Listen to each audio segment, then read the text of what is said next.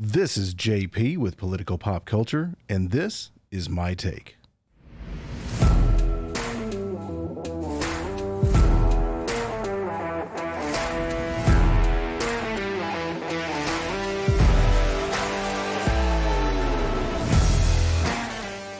I tell you what, I can't speak for anybody else, but, I've got to say that I, for one, am absolutely sick to death of the woke left forcing their lack of morals, their lack of decency, their lack of common sense, and frankly, their absolute denial of science on the rest of us.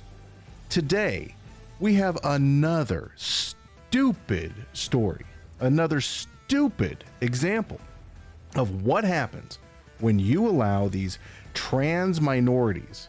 The trans minority is an extreme minority, make up approximately 0.4% of the population, according to World Population Review. Again, this is another example of what happens when you allow these mentally ill people to run amok and force the rest of us to support their delusions. So, okay, here's the story. A 17-year-old female cheerleader at a cheerleader camp at Ranger College in Texas was physically assaulted, allegedly physically assaulted, choked to the point of unconsciousness by a 25-year-old biological male cheerleader. Let me repeat that. A 25-year-old biological male, all right, a 25-year-old man, allegedly, choked out a 17-year-old child, a 17-year-old female at cheerleader camp. Avery Chanel Medlock, and I'm sure that's his real name. Avery Chanel Medlock, Chanel, I'm guessing. The biological male who now claims to be female was kicked out of cheerleading camp and was issued a criminal citation for allegedly choking a 17-year-old camp attendee. The police were called to the scene, as well as Carly, the victim's father, Mike Jones, and Mr. Medlock was removed from campus. In what appears to be a pathetic attempt to gain sympathy and even more attention, Mr. Medlock posted on Facebook and said, "Well, guys, I'm officially retired as a cheerleader as of last night at 5:30 a.m. Okay, first of all, 5:30 a.m. isn't last night, that's this morning, but I digress. A girl on the team was being very disrespectful and told me I am a man with a penis and that guys should not be on the team." Dude, you are a man, you do have a penis, and guys shouldn't be on a female cheerleading squad. Period. This should not be controversial.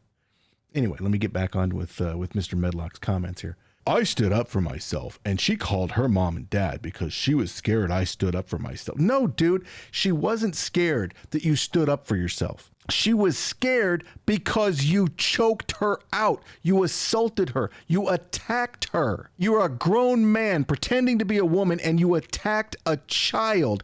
That's why she was scared. She wasn't scared because you stood up for yourself. She was scared because you're a bully. Continuing. "Her father said, 'She still has testosterone and a penis, and I will kill anyone who comes after my daughter.'" Yeah, dude, you're lucky that the cops got there before he did. If that had been my little girl, let me tell you, no bravado, no keyboard warrior BS. If that had been my little girl and you as a grown man choked out my 17-year-old daughter, you had better pray to whatever God you believe in that the cops got to you before I did. Because I'd do the time with a smile. Are you kidding me? You put your hands as a grown man on my minor daughter? Yeah, it's over for you, sport. Now, Medlock did also post a video in which he can be heard talking angrily with his teammates. Now, this video, by the way, was shot after the fact, but he claims the video proves that he had not been physically violent during the argument, but since it is after the incident and the girls that he is talking to are behind a door hiding from him, in my opinion, it does more to demonstrate his guilt than it does his innocence. Mike Jones, who was, again, the father of Mr. Medlock's alleged victim, says the video is only part of the truth. I agree with that. How does a video after the fact prove anything? But Mr. Jones said the video is only part of the truth, and he is now demanding that security footage and body camera footage from the police be released. Now, Mr. Medlock can be heard in the video saying, "If anyone has a problem, come address it to my face like an adult." Says the adult who just assaulted a child. Then later adds that he barely touched Carly and that he was only joking. That statement, however, does contradict Mr. Medlock's claim on Facebook that no physical contact was made. Female voices from the other side of the door can be heard telling Mr. Medlock, "You're a man, and you have a penis." And a friend of Medlock who was standing outside can be heard telling the girls they had crossed the line. What line did they cross? Exactly. They told the truth. What did they say that was false? Nothing. Again, this goes back to what I said at the beginning, and I know this is kind of a rant, and I apologize, but I'm not sorry.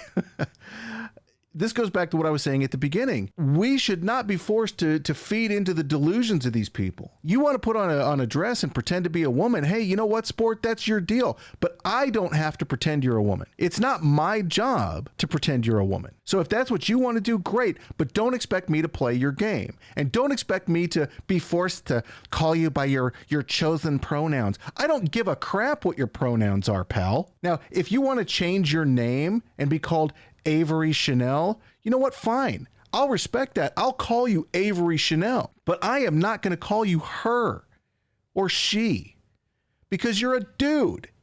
And it doesn't matter what hormone blockers you may or may not be taking. It doesn't matter what surgery you may or may not have undergone, which clearly in this case you haven't. You're still a dude. You got the Y chromosome, buddy.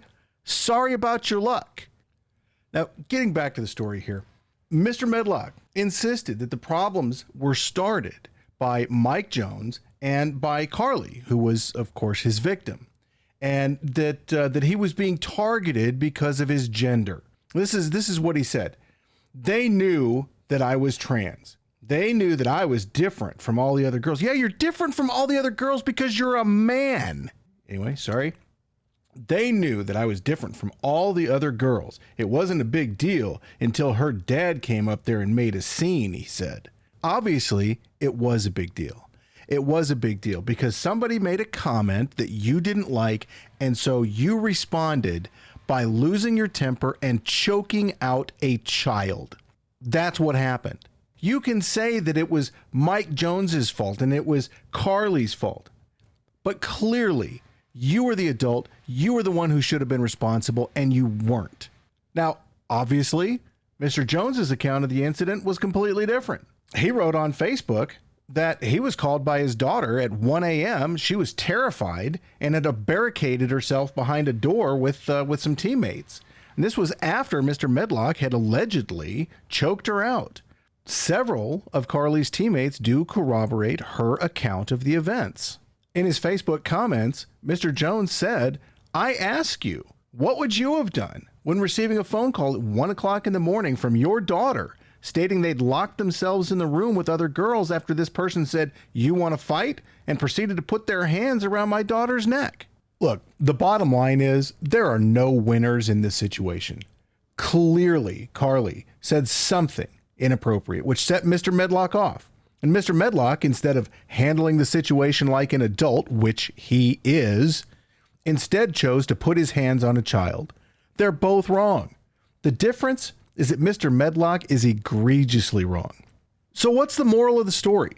It's the same thing we've been saying for what seems like forever now. Biological men do not belong in sports with women. Period.